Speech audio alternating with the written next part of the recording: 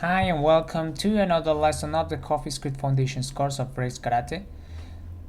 This is the last lesson of the first stage of the course. As always, don't forget to check that the command in the Linux console of your cloud9.io is running coffee-ojs-cwcf that remain these directories. So let's start working with objects. So along this course we have worked with some objects, for example strings. We learned strings have properties and actions. Those actions are called methods. An example of a property is the length property that tells us how many characters a string has, and an example of actions we saw is, for example, the toUpperCase method that converts all the characters into capital letters. So this time we are going to talk about a special object. In JavaScript or CoffeeScript we have many objects, some different objects, and one of those is called the math object. The math object is used for performing mathematic or math operations, complex math operations like square roots of numbers, trigonometric functions. It's very used for create games and animations, etc. So first thing, I'm here in the article of the video.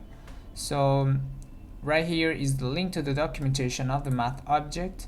So I'm going to open this.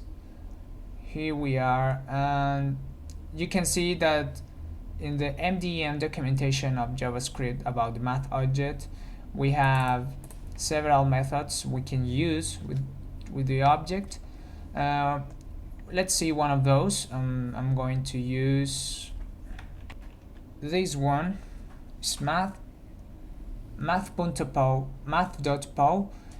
So it receives a base and an exponent. So this is like potentiation operation. So let's read it. I'm going to use CoffeeScript syntax. So I'm here with math object dot pow. So it receives a base and okay, let's make a console log. So math.pow 2 to 5 power. So let's see how it goes. I'm going to open this in a preview. Let's open this in a tab of the browser. Inspect element, and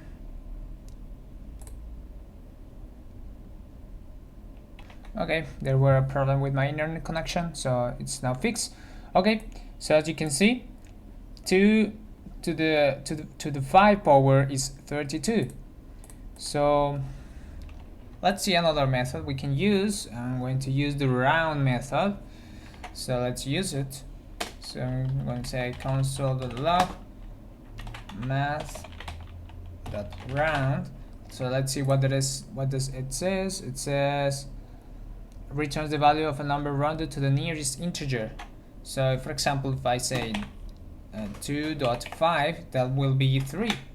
So that will be go to the nearest integer, that the nearest is 3. So let's reload this, and yes, it does.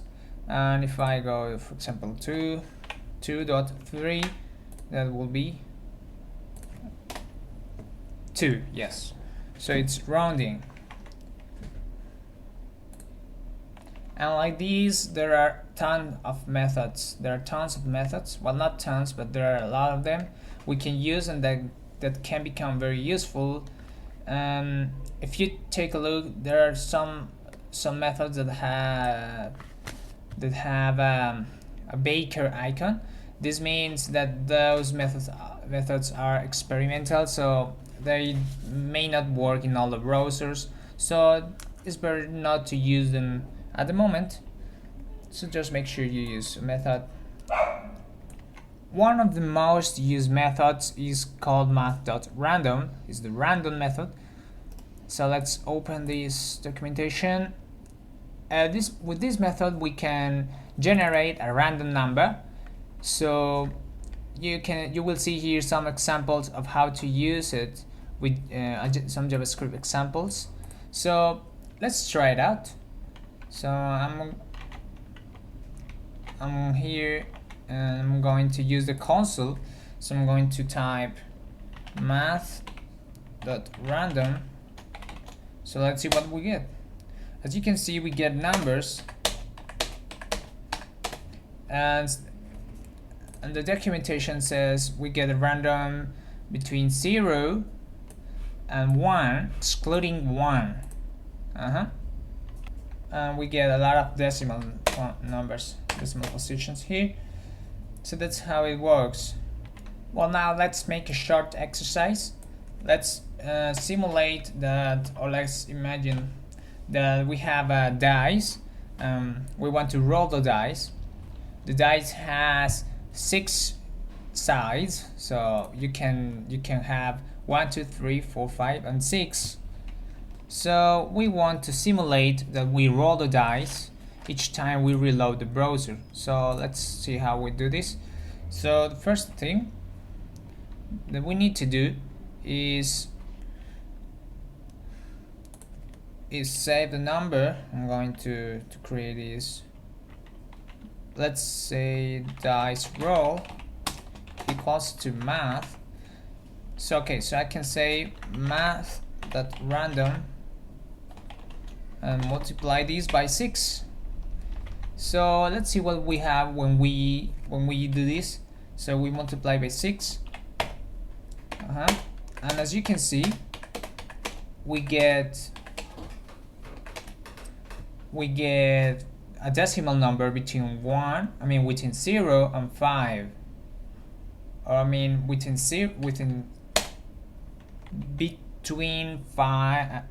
0 and 6 without include the 6.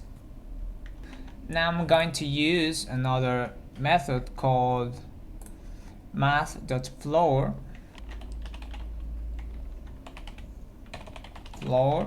So this method returns the largest integer less than or equal to a number. So if we have, for example, 2.9, we will get 2 back.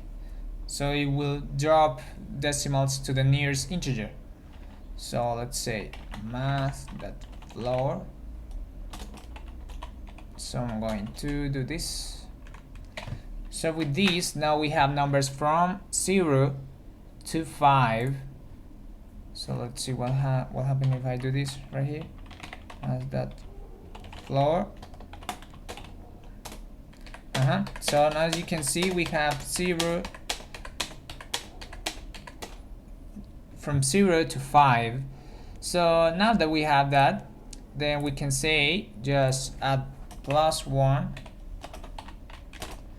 and that we will have random numbers between 1 and 6. So that's it. Lastly, let's make an alert. So let's say you rolled a dice roll. Oh, sorry, we need double quotes in order to work the interpolation. Remember that? Okay, so let's run this. So I'm going to reload here. Okay, we got a 6.